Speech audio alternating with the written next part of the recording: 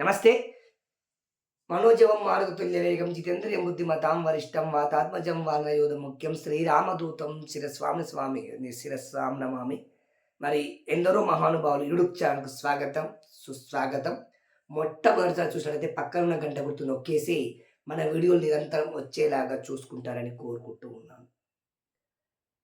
Amangal municipality రచ్చ ఇంకా చల్లారలేదు. అది చల్లారబోదు.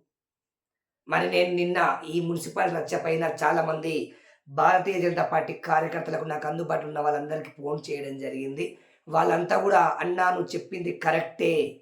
100% కాదు 1000% కరెక్టే. మాకు నీకంటే ఎక్కువ బాధ ఉంది. మాకు నీకంటే ఎక్కువ బాధ అయితుంది. మేము ఖండిస్తున్నాము, బాధపడుతున్నాము. చారిత్రక తప్పిదమని" ముసలి కన్నీరు గాడుస్తున్నారు. ముసలి కన్నీరు ఇంట్లో కూర్చొని కారిస్తే కాదు, ప్రశ్నించండి. మీ అందరికంటే ముందు నేను ప్రశ్నించాను కదా! ప్రశ్నించకపోతే ఇలాగే ఉంటుంది. ఇలాగే ఉంటుంది. చాలామంది నాకు తెలిసిన హిందుత్వ కార్యకర్తలకు ఫోన్ చేశాను. ప్రతి ఒక్కడు మౌనంగా ఏం తప్పు చేశామని మౌనంగా బాధపడాలి?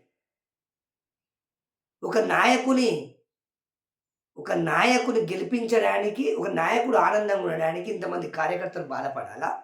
ఒక నాయకుడు చేసిన చారిత్రక తప్పిదానికి మనమంతా బాధపడాలా? మరి ఈరోజు భారతీయ జనతా పార్టీ కార్యకర్తలకు అందరూ కూడా చెప్తున్నా, స్పందించండి, మౌనంగా రోధించకండి. ప్రతి ఒక్కరు స్పందించకపోతే రేపటి నుంచి కల్వకుర్తి నియోజకవర్గంలో మీరు ఏమాత్రం కాంగ్రెస్ పార్టీని గాని, మరి ఇక హిందుత్వం గురించి మాట్లాడే అర్హత కోల్పోతారు.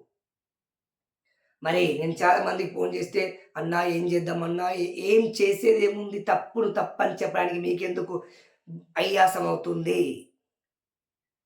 అయితే నేను చాలా మందికి ఫోన్ చేసే క్రమంలో ఏం జరిగింది, అందరూ నన్ను ఏవేవో కథలు చెప్తున్నారు. ఆ కథలు ప్రజలు నమ్మరబ్బా! ఇక్కడ ప్రజలు ఎవరు నమ్మరు. అయితే ఒక మిత్రుడికి నేను ఫోన్ చేశాను. 100% తప్పాక నా జీవితాంతం కూడా నేను దీన్ని యాక్సెప్ట్ చేయనని చెప్పాను. కొంతమంది మిత్రులు ఏమనంటే, "అరే! నీకు భలే ఫోన్ చేస్తున్నారు. నీకు భలే చెప్తున్నారంటే" మరి బాధున్నోడికి బాధ పంచుకుంటాడు. నీతోనెందుకు పంచుకుంటాడు? అయితే ఒక మిత్రుడు చెప్పే చక్కటి సలహా ఏంటంటే, "అన్నా జరిగిందేదో జరిగిపోయింది." సరే ఆ మిత్రుడిని నేను కించపరచట్లేదు. మళ్ళీ ఆ మిత్రునికి వీడియో చూస్తాడు. కించపరచట్లేదు. బాధపడుతున్నా.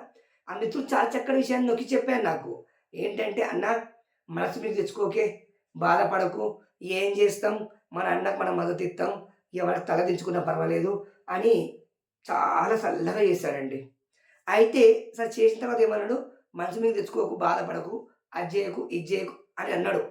ఇక్కడ నాకు చిర్రెత్తుకొచ్చిందేందంటే, నేను ఒకటే చెప్తున్నా, భారతీయ జనతా పార్టీ మంచిదే.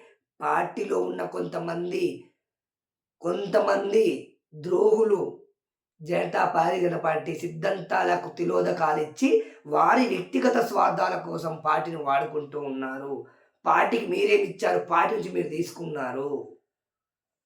ఇక మనసు మీద తీసుకోకు, బాధపడకు, కూల్‌గుండు. ఇక నీకు ఇష్టం ఉంటే పని చేయి, ఇష్టం లేకపోతే పని చేయకని చెప్పాడు మా మిత్రుడు నా శ్రేయోభిలాషి. మరి నువ్వు ఇట్లనే మాట్లాడుతూ ఉంటే రేపే నేను బీజేపీవోళ్ళంతా అమ్ముడు పోయిండని, ఆ రకంగా, ఈ రకంగా నీ మీద బదనాం లేపుతారు. నువ్వు జర జాగ్రత్తగా ఉండు. మంచిగుండాలని నా శ్రేయోభిలాషి చెప్తున్నా అని చెప్పాడు. నేను మంచిగానే ఉంటా. బరాబర్ మంచిగుంటా నేను. మరి ఏం చెప్పాడంటే మిత్రుడికి ప్రతి ఒక్కరికి చెప్తున్నా నేను. హిందుత్వం, దేశం, ధర్మం అని పొద్దున్న లేస్తే పొద్దువిందాకా మాట్లాడి మైండ్ సెట్ అంతా మార్చేసి, క్యాంపులు పెట్టి, యువకులను తీసుకెళ్ళి ఇనండిది జాగ్రత్తగా ఆలోచించండి. గ్రామంలో యువకులను తీసుకెళ్ళి క్యాంపులు పెట్టి, అన్నం పెట్టి, నీళ్లు పోసి, దేశం పట్ల, ధర్మం పట్ల మరి ప్రేమ కలిగేలా చేసి, ఈరోజు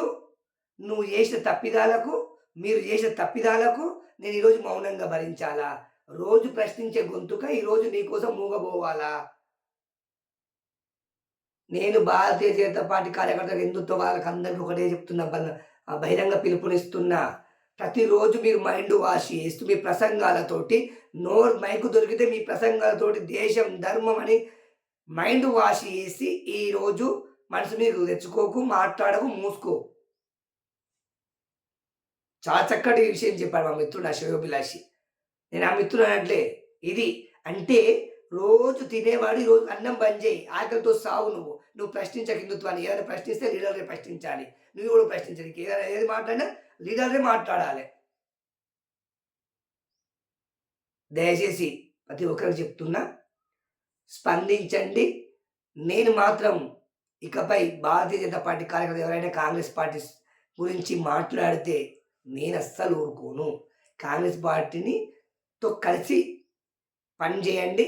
కలిసి అధికారాన్ని ప్రతి కల్వకుర్తిలో ఆమన్గాలు పంచుకుంటూ గనుక అభివృద్ధికి ఓటేసారంట అక్కడ. మా మిత్రుడు ఒకటి చెప్పారు. మరి చంద్రధర గ్రామంలో అభివృద్ధికి ఓటేయండి.